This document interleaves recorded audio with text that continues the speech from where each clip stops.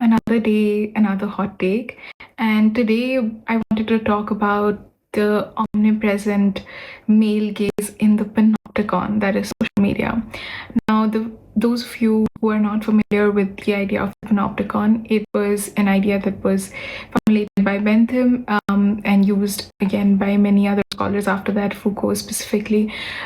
So he was talking about this dome shaped architecture where the prisoners were around the dome, and this in the center lay the prison guard.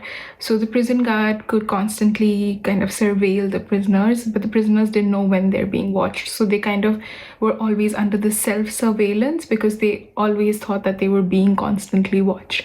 Now think about social media like a panopticon, and think that in the center is this predominant male gaze.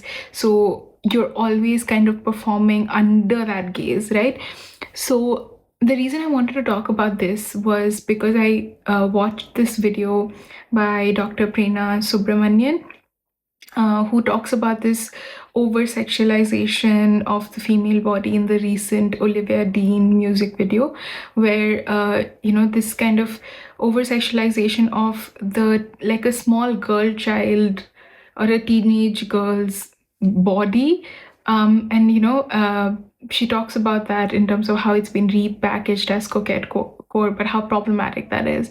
And then I came across another video by Yashika, where she talks about this idea of self objectification. And when watching that, I was reminded by this video by Padmakshi, which she had posted a few like months back, about this other content creator who was trying to reclaim the R word, which was being used as an insult by many men under her comment section, but she kind of was calling herself that by reclaiming that word, right? And but this reclamation of that word at the time, like even she was talking about it may sound subversive to begin with, but it really isn't subversive, because it plays again right into the male gaze. And the male gaze does not distinguish between like self-objectification and sexualized content that is